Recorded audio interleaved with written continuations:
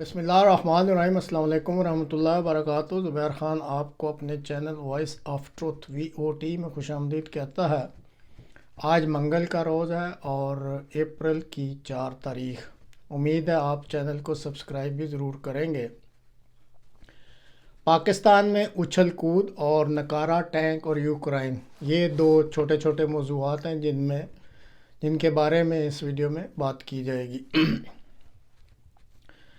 नाज़रीन, जब से आज सुबह ये सुप्रीम कोर्ट का महफूज फ़ैसला सुनाया गया है,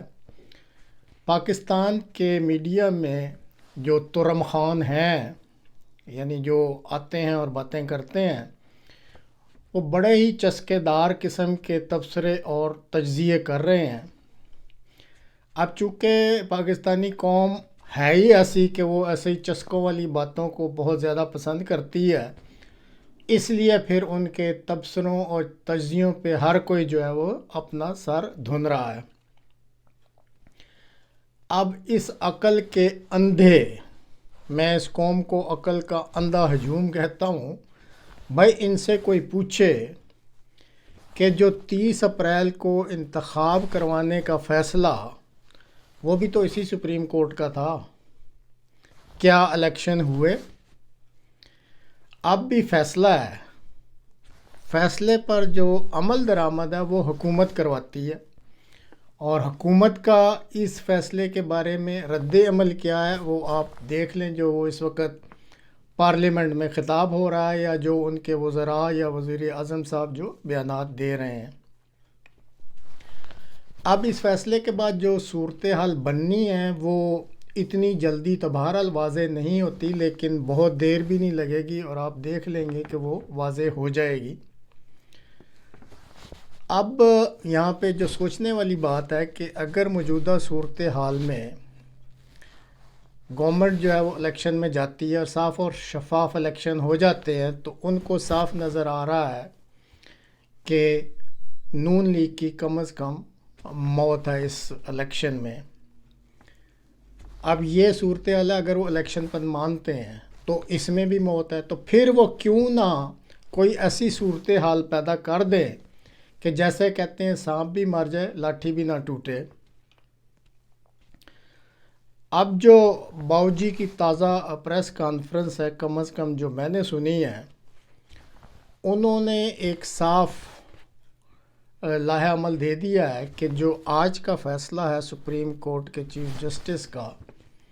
वो कहते हैं कि इसको आप चार्जशीट बनाएं और एडिशनल काउंसिल में इन पर मुकदमा दर्ज करने के लिए कोशिश शुरू कर दें। और फिर साथ ही ये भी ख़बर है कि अंदरूनी खाना कि फ़ायज़ ईसा साहब को कोई जब इन पे मुकदमा हो और कुछ इस तरह की सूरत हाल बन जाए तो फ़ायज़ ईसा साहब चाहे वो कायम मकाम बने या दूसरी कोई सूरत बने, तो उनको फौरी तौर पे चीफ जस्टिस बनाने के लिए राह को हमवार किया जाए। अब ये तो बाऊजी का एक ख़्याल है, लेकिन बाऊजी का जो ख़्याल होता है ना, वो छड़ी वाली जो सरकार है उससे मशवरे के बगैर नहीं होता, ये आप नोट कर लें। अब ये जो छड़ी वाली सरकार जो मौजूदा है, आप अगर थोड़ा सा पीछे जाएं तो जब इनकी अपॉइंटमेंट हुई थी तो ये एक मखमसा है और ये एक सरबस्ता राज है, क्योंकि इस अपॉइंटमेंट में जो कानूनी मूशगाफियाँ थीं या जो कानूनी रिक्वायरमेंट्स थीं वो पूरी नहीं की गई, और लगता है कि यही वो कमज़ोरी है जिसकी बिना पे इनको ब्लैकमेल किया जाता है और किया जा रहा है, और इसी वजह से फिर वो चीफ़ ऑफ आर्मी स्टाफ होने के बावजूद, क्योंकि ये इसी जो ठीक कानूनी मूशगाफियाँ इनका सहारा लेकर इनको बनाया गया था, इसलिए फिर वो मजबूरन उनको नून लीग की साइड लेनी पड़ती है। तो अब जो असल सरकार है इस मुल्क की छड़ी वाली, उन्होंने क्या फ़ैसला करना है, वो अक्सर रातों में ही फ़ैसले होते हैं। تو وہ آپ کے سامنے جلدی آ جائے گا کہ انہوں نے کیا فیصلہ کیا۔ اب یہاں پہ یہ جو ہمارے ترم خان بیٹھے ہوتے ہیں ٹی وی پہ اور سوشل میڈیا پہ، یہ عوام کا بڑا ذکر کرتے ہیں کہ جی عوام کی طاقت کس کے ساتھ ہے۔ اور بھائی اگر چند ہزار لوگ عمران خان کے جلسے جلوسوں یا ریلیوں میں شامل ہوتے رہیں تو اس کا یہ مطلب نہیں ہے کہ عوام عمران خان کے ساتھ ہے۔ ہاں، اگر صاف اور شفاف الیکشن ہوتے ہیں تو یہ درست ہے کہ باتوں کے لحاظ سے یا لائحہ عمل کے لحاظ سے عمران خان ان سے بہتر ہے، اور اگر اس دن ٹرن آؤٹ اچھا نکلتا ہے تو عمران خان کی جیت یقینی ہے۔ لیکن جہاں تک حقوق کے حاصل کرنے کا تعلق ہے تو میں آپ کو بتا رہا ہوں یہ کہ ہماری عوام مردہ ہے۔ ان میں وہ اسرائیلی عوام یا فرانس کے عوام کی طرح کسی قسم کا کوئی جذبہ یا زندگی نہیں ہے کہ جو از خود سڑکوں پر آ کے اپنے حقوق کے لیے جد و جہد کرتے ہیں۔ عمران خان کو کہتے ہیں جی ہمارا لیڈر ہے، اس پہ گولیاں چلی، مجھے بتائیں کہ آج خود کس نے یہاں پہ احتجاج کیا۔ اب آپ یہ دیکھیں کہ آٹے کی لائنوں میں لگ کے درجنوں ان کی اموات ہو چکی ہیں آٹا لینے کے لیے۔ کیا کبھی آپ نے از خود اس مہنگائی کے خلاف یا یہ جو ظلم ہو رہا ہے کہ ایک زرعی ملک میں ایک بنیادی چیز ہے وہ نہیں مل رہی، کوئی عوام نے احتجاج کیا ہو، کسی شہر میں ریلی نکالی ہو یا کوئی سڑکوں کو بلاک کیا ہو؟ کوئی چکر بھی نہیں ہے۔ اس لیے جب آپ عوام کا رویہ دیکھتے ہیں اپنے حقوق کے لیے تو آپ سمجھ لیں کہ یہ ایک مردہ سی قوم ہے، اور اس میں پتہ نہیں جذبہ جو ہے ایک قسم کا مر چکا ہے یا ختم ہو چکا ہے۔ ہاں، اگر پلیٹ میں رکھ کے جیسے کیک دیا جاتا ہے ان کو، اگر وہ الیکشن کے ذریعے عمران خان صاحب جیت جاتے ہیں تو کچھ حقوق شاید مل جائیں، لیکن اگر کوئی یہ سوچ رہا ہے کہ جی اپنے حقوق کے لیے یہ کوئی از خود یا کسی کے پیچھے لگ کے کوئی صعوبتیں برداشت کریں گے یا کوئی مل کے آواز نکالیں گے، تو ایسا فی الحال کوئی چانس نہیں لگ رہا۔ اور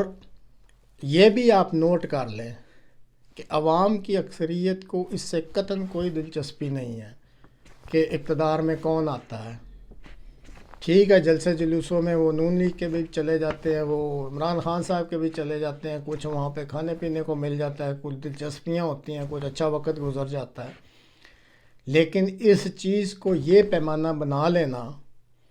کہ جی عوام کی ایک بڑی تعداد ہے جو اپنے حقوق کے لیے یا اپنی حقیقی آزادی کے لیے ہر قسم کی قربانی دینے کے لیے تیار ہے، تو یہ خام خیالی ہے، کوئی تیار اس طرح کا نہیں ہے۔ ابھی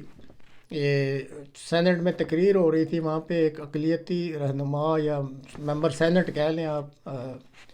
جو دنیش کمار صاحب ہیں، انہوں نے بڑی ایک چبھتی ہوئی بات کی۔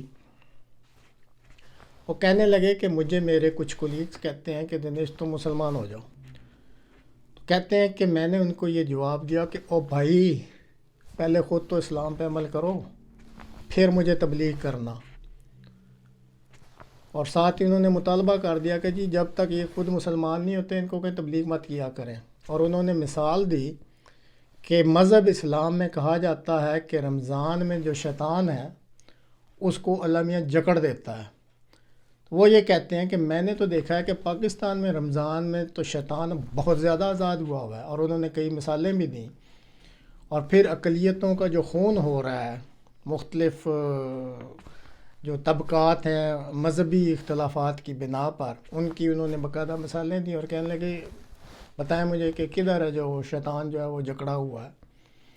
اور اسی طرح انہوں نے کچھ یہ کھانے پینے چیزوں کی مثالیں دیں کہ روزوں سے پہلے اگر 100 کی ہے تو اب وہ 500 کی بیچی جا رہی ہے کیونکہ لوگوں کو مجبوری ہے لینی ہے۔ تو کہنے لگے کہ بتائیں کہ پھر یہ شیطان جکڑا ہوا ہے رمضان میں یا کھلا ہوا ہے؟ اب اور انہوں نے یہ بالکل حقیقت پر مبنی بات کی کہ وہ یہ کہتے ہیں کہ چاہے حکومت نون لیگ کی ہو، چاہے حکومت پی ٹی آئی کی آ جائے، جہاں تک مذہبی اقلیتوں کا تعلق ہے ان کی تو کوئی حالت نہ اس حکومت میں بدلنی ہے نہ اس حکومت میں بدلنی ہے۔ کیونکہ سب اپنے سیاسی اقتدار کی جنگ لڑ رہے ہیں، عوام کے مسائل سے کسی کو کسی قسم کا کوئی انٹرسٹ نہیں ہے، اور خاص کر وہ کہتے ہیں ہم جو مذہبی اقلیتیں ہیں ہم پہ تو چن کے ہم پہ مظالم کیے جاتے ہیں، اور کہیں بھی ہماری جو ہے وہ داد رسی نہیں ہو رہی۔ اور ان کے مطابق یہ جتنے سیاسی اکابرین ہیں جو اس وقت اپنی اقتدار کی جنگ میں مصروف ہیں، وہ یہ کہتے ہیں کہ یہ سب ایک ہی تھیلی کے چٹے بٹے ہیں، اور وہ بالکل سچ بات کرتے ہیں۔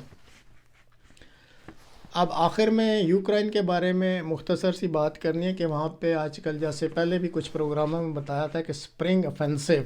جو یا یہ موسم بہار میں یا پھر گرمیوں کے شروع میں شروع ہو جائے گا، اس کی جو ہے نا زور شور سے تیاریاں جاری ہیں۔ تو ایک تازہ انکشاف کے مطابق امریکہ، برطانیہ اور جرمنی نے جو ٹینک یوکرائن کو دیے ہیں ان میں ایک ایسی خامی سامنے آئی ہے کہ جو اس معاملہ میں ماہرین ہیں وہ ان کو سٹنگ ڈکس، ایسی بیٹھی ہوئی بطخ قرار دے رہے ہیں کہ جو نہ اپنے دفاع کا صلاحیت رکھتی ہے اور نہ ہی اپنے آپ کو بچا سکتی ہے۔ یعنی یہ جو ٹینک ہے دیے گئے ہیں یہ نہ اپنے آپ کو بچا سکیں گے اور نہ ہی اپنے اس کرو کو جو اس کے اندر ہوگا۔ اور ان کے مطابق یہ سٹنگ ڈکس کیوں ہیں کہ وہ یہ کہتے ہیں کہ ایسے ٹینکوں میں کوئی ایسا ایکٹیو دفاعی آلہ یا آلات نصب ہی نہیں کیے گئے جو ماڈرن اینٹی ٹینک حملے کیے جاتے ہیں جن ویپن سے ان کی قبل از وقت یا بر وقت اطلاع دے سکیں۔ یعنی یہ تینوں قسم کے ٹینک جو برطانیہ دے رہا ہے، جرمنی دے رہا ہے یا امریکہ دے رہا ہے، ان میں اس قسم کے ایکٹیو دفاعی آلات ہیں ہی نہیں ہیں